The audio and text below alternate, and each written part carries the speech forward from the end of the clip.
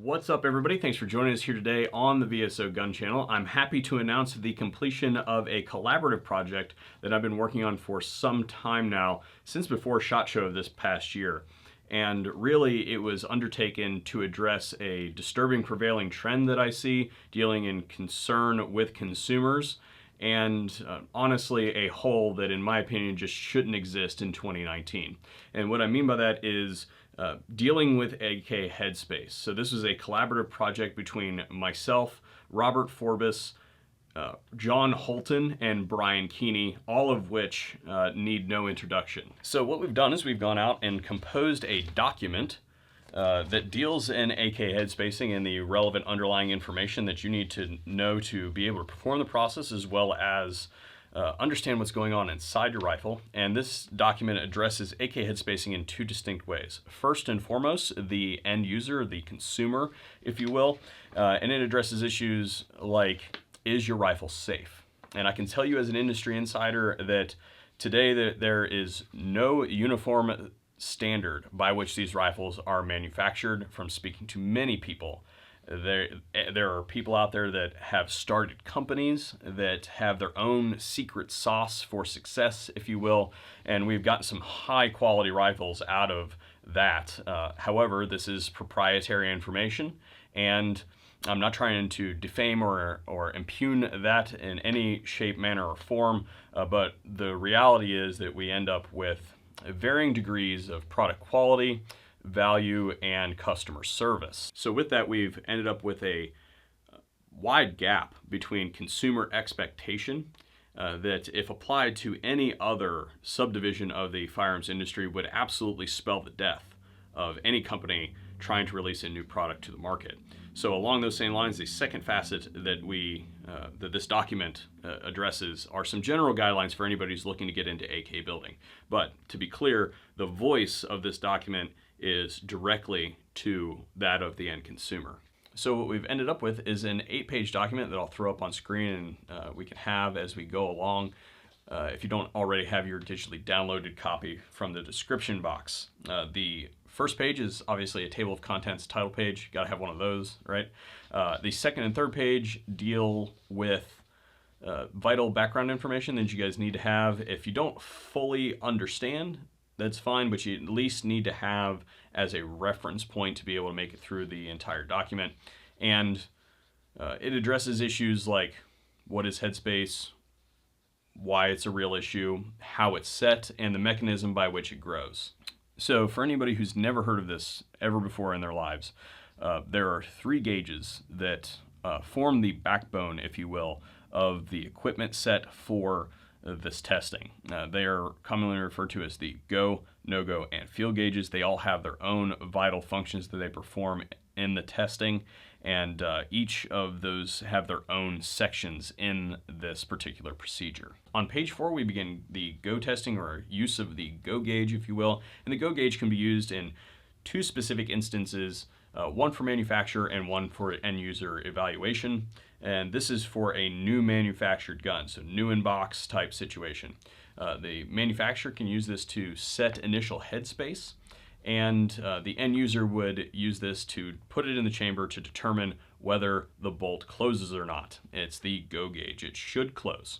Now, in this section, we also define the parameters by which the rest of the testing will proceed. You can see it's very uniform. Everything from things like the gun should be unloaded, pretty basic there, but also the gun needs to be thoroughly cleaned and devoid of grime, and the bolt needs to be stripped to be able to get an accurate reading.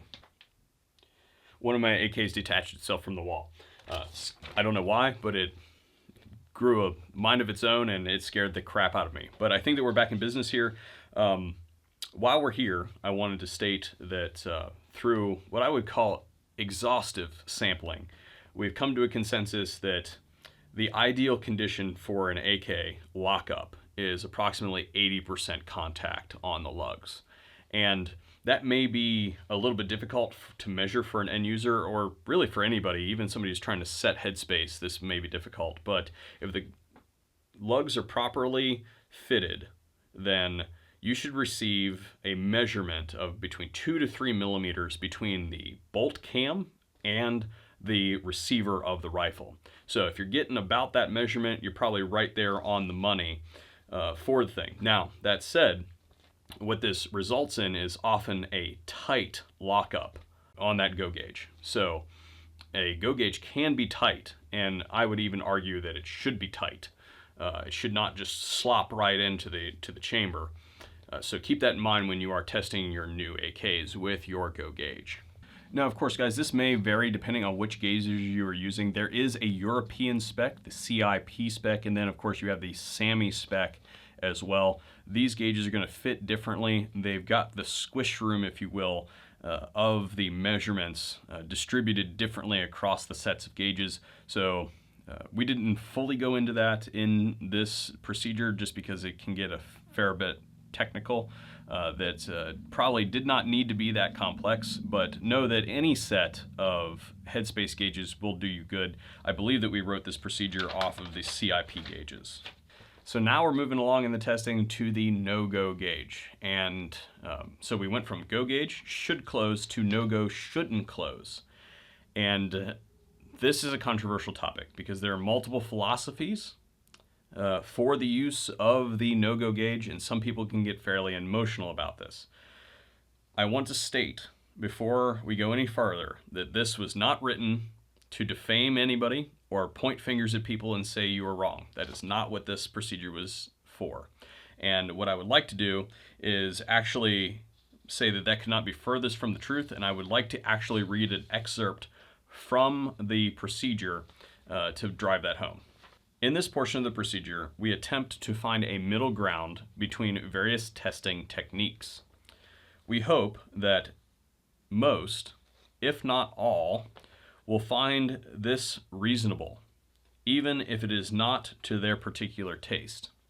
And I also want to make a particular distinction here that this section, as far as the procedure is concerned, was derived by Robert Forbes from a East German manual.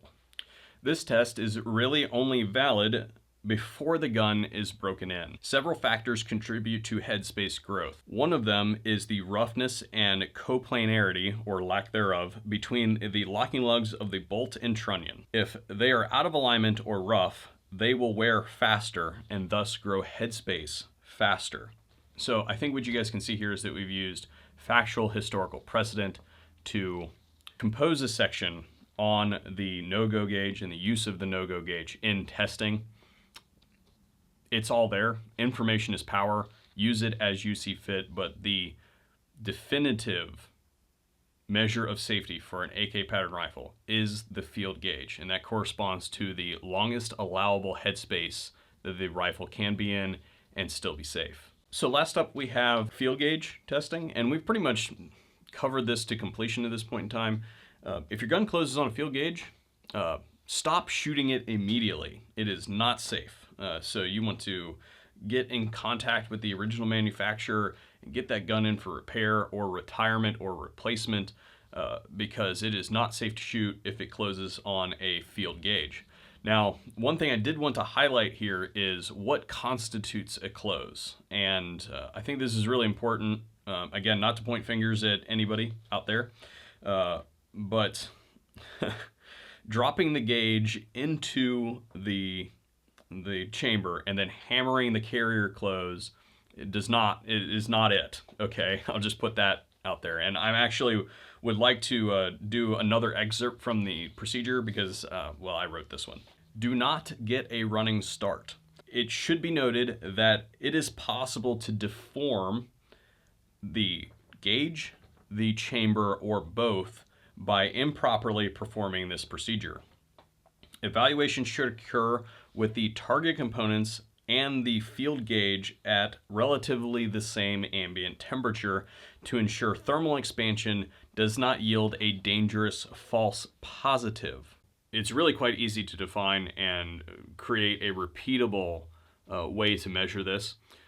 With a scale of some sort, drive the carrier forward in a uniform, smooth motion until the scale reads a loading of 20 kilograms of force. If it doesn't close at that point, it is good to go. It is not the way to do this, but we're hoping that a consensus can be formed that it is a way that it can be performed.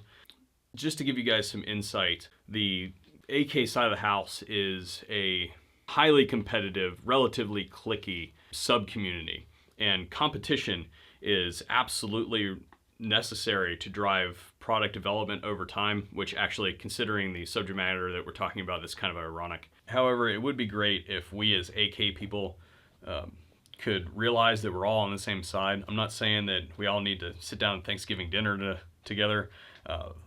Wounds long past scarred will not be eclipsed by something like this, but I'm hoping that we can move past a little bit of the infighting and realize that we have real enemies out there, and they are absolutely enjoying our division. So if you are an AK manufacturer looking to get into AK building, or if you're a member of the media who deals in a fair amount of AK stuff, I'm going to include a supplemental endorsement page in future iterations of this document, and I'll make a new video every single time somebody signs on with it. But I think that an endorsement of a uniform procedure like this could be a supplement to your warranty if you're a manufacturer, saying that you've expressly defined the parameters by which you stand behind your product, and being a standard out there would go a long way in bolstering that consumer